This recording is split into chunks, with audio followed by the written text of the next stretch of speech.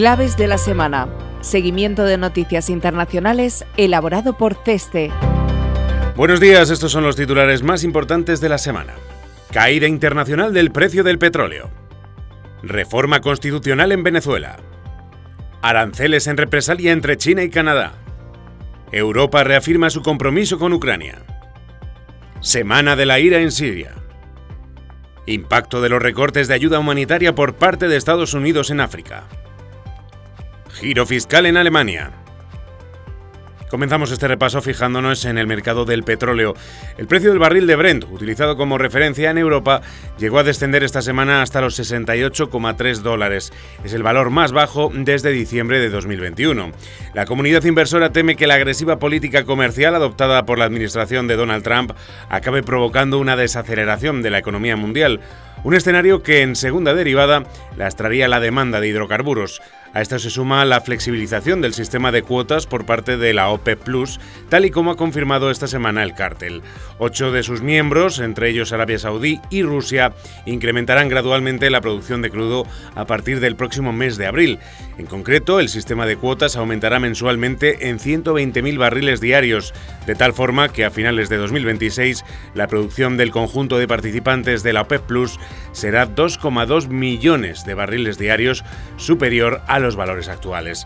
Dada la dificultad de anticipar los movimientos de la nueva administración norteamericana, resulta extremadamente complejo predecir el comportamiento del petróleo en los próximos meses. No obstante, algunas estimaciones no descartan la posibilidad de que la cotización pueda situarse a lo largo del año cerca de los $60 el barril.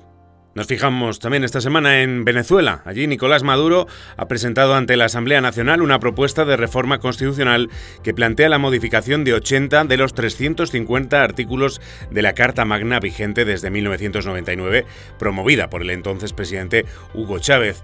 La iniciativa, que será elaborada por una comisión de altos funcionarios afines al gobierno, se espera que esté lista en mayo. Entre los cambios más relevantes destaca la inclusión del poder comunal como una nueva estructura territorial directamente vinculada al Ejecutivo Nacional, lo que reduciría la autonomía de gobernadores y alcaldes. Además, se establecerán penas más severas contra quienes el gobierno considere una amenaza, lo que podría traducirse en mayores restricciones para la oposición política y la sociedad civil. Este intento de reforma llega en un contexto de fuerte tensión política tras las cuestionadas elecciones presidenciales de 2024, en las que Maduro obtuvo un tercer mandato en medio de denuncias de fraude y represión contra la oposición. Con la reforma ya en discusión en el Parlamento oficialista y a pocos meses de nuevas elecciones regionales y parlamentarias, el chavismo busca limitar la competencia electoral y reforzar su control sobre el país. Muy pendientes seguimos de la guerra comercial a nivel internacional. Parece que no afecta solo al comercio bilateral con Estados Unidos. China anunció el pasado 8 de marzo la imposición de aranceles sobre varios productos agrícolas canadienses en respuesta a los gravámenes que Canadá impuso en octubre de 2024 sobre vehículos eléctricos, acero y aluminio chinos. Estos nuevos aranceles entrarán en vigor el 20 de marzo. Los productos afectados son, con un 100% de arancel, el aceite de colza, productos derivados y legumbres, y con el 25% la carne de cerdo y productos pesqueros. El Ministerio de Comercio de China calificó las medidas canadienses de octubre como una típica práctica proteccionista y discriminatoria, acusando a Canadá de ignorar las normas de la Organización Mundial del Comercio. Por su parte, el gobierno canadiense ha declarado que los aranceles chinos son injustos, si bien no ha anunciado ninguna medida en respuesta. Estas acciones indican que el gobierno chino podría aprobar también en breve acciones sobre productos agrícolas europeos en respuesta a los aranceles aprobados en octubre del año pasado por parte de la Unión sobre los coches eléctricos chinos, algo que podría afectar especialmente a los productos porcinos sobre los que las autoridades chinas iniciaron entonces una investigación. Y aún más que la guerra comercial, preocupa la guerra en Ucrania. 5 días después de que Zelensky fuera expulsado de la Casa Blanca tras el bochornoso enfrentamiento entre los líderes de Ucrania y Estados Unidos, sus homólogos europeos reafirmaron su compromiso con la defensa de la exrepública soviética. Los Estados miembros de la Unión realizaron una declaración conjunta el pasado jueves 6 de marzo en la que confirmaban el aumento del apoyo militar a Ucrania y la disposición de los Estados a contribuir a aportar garantías de seguridad basadas en sus respectivas competencias y capacidades a un Estado en situación de posconflicto. Funcionarios europeos afirmaron que alrededor de 20 países, liderados por el Reino Unido y Francia, podrían formar una coalición de voluntarios para apoyar a Ucrania después de cualquier alto el fuego. Sin embargo, Trump se ha negado a comprometer el respaldo de Estados Unidos. De hecho, la pasada semana, Washington anunciaba que suspendía la ayuda militar y el apoyo de inteligencia a Kiev, en un intento de presionar a Volodymyr Zelensky para negociar un alto el fuego. Poco después, también amenazaba a Rusia con la imposición de nuevas sanciones si Moscú no accedía a sentarse en la mesa de negociación. El caso es que la retirada de apoyo estadounidense, también de los servicios de inteligencia o de supervisión por satélite, ya se está notando sobre el terreno, donde las tropas ucranianas están retrocediendo en la región de Kursk.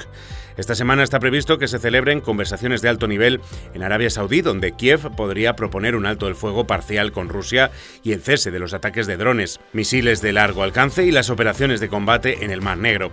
Además, tratarán de persuadir a Washington de que revierta su decisión de congelar la ayuda militar a Ucrania. La sucesión de los últimos acontecimientos ha hecho que Kiev haya cambiado de prioridades. Ahora lo más importante para Zelensky es normalizar las relaciones con Estados Unidos.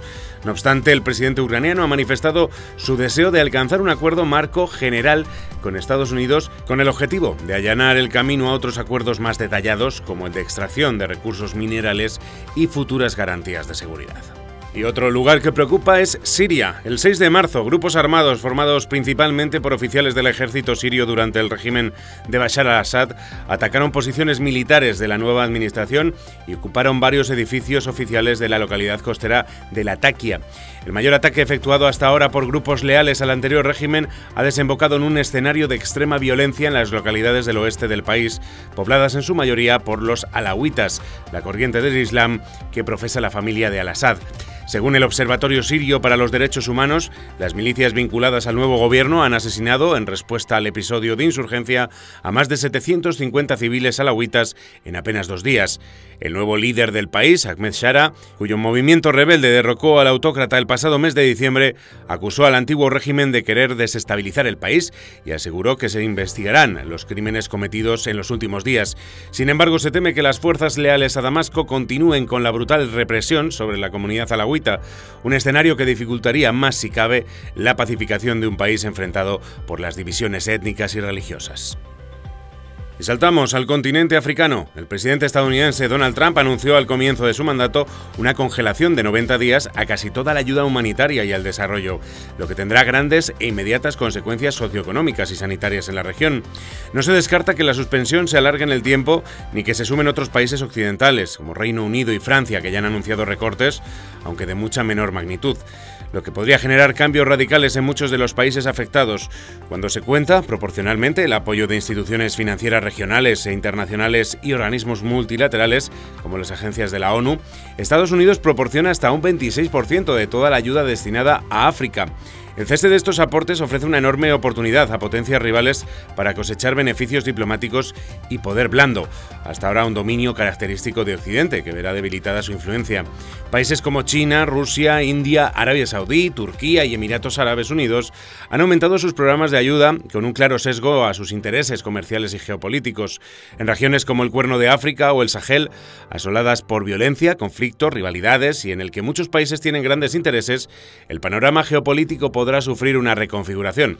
Además, el recorte de recursos destinados a sanidad, agricultura o educación tendrá efectos gravísimos para la población africana, especialmente en los 30 millones de personas atrapadas en la guerra civil de Sudán, considerada la peor crisis humanitaria del mundo, o los cientos de miles de personas que recibirían tratamiento para la tuberculosis y el SIDA, que evita aproximadamente 70.000 muertes anuales. Y finalizamos este repaso en Alemania, donde los conservadores de la CDU-CSU y los socialdemócratas, ambos en conversaciones para formar el nuevo gobierno de coalición, acordaron el pasado 4 de marzo intentar flexibilizar las normas fiscales para aumentar el gasto en defensa y crear un fondo especial de 500.000 millones de euros para impulsar las infraestructuras del país. Su intención es presentar el plan de estímulo fiscal a la Cámara Baja del Bundestag antes de que se reúna el nuevo Parlamento, para evitar que los partidos de ultraderecha y de ultraizquierda consigan una minoría suficiente en el Parlamento para bloquearlo. Según los detalles preliminares del acuerdo, los gastos de defensa que superen el 1% del PIB no computarán para el cálculo del freno al endeudamiento público, actualmente limitado al 0,35% del PIB. De esta forma, con un PIB de unos 4,3 billones con B de euros, en 2024 el 1% equivaldría a unos 43.000 millones de euros y todo el gasto en defensa que supere esa cifra quedará exento del cálculo del freno de la deuda. Esta norma permitirá a Alemania aumentar su presupuesto para defensa. Actualmente ronda los 52.000 millones de euros, hasta alcanzar el objetivo de la OTAN del 2% del PIB. Berlín solo cumplió ese objetivo en 2024, pero solo gracias a un fondo especial creado tras la invasión rusa de Ucrania, que se agotará en breve. El impulso alemán ha sido muy bien recibido por el resto de los miembros del bloque europeo. De hecho, se observa un creciente consenso entre los Estados miembros para explorar cambios en el llamado Pacto de Estabilidad y Crecimiento, que limita la deuda pública al 60% del PIB y el déficit al 3%. Durante décadas, la política europea se ha visto condicionada por la insistencia de Alemania en controlar su endeudamiento público, tanto en su propio país como en otros Estados miembros. Pero el regreso de Trump a la Casa Blanca y el repliegue de Estados Unidos en Europa ha provocado un cambio drástico en Berlín. Y hasta aquí nuestro repaso de noticias internacionales. Recuerda que puedes consultar más desde el apartado de comunicación Claves de la Semana en nuestra web ceste.com. Hasta la semana que viene.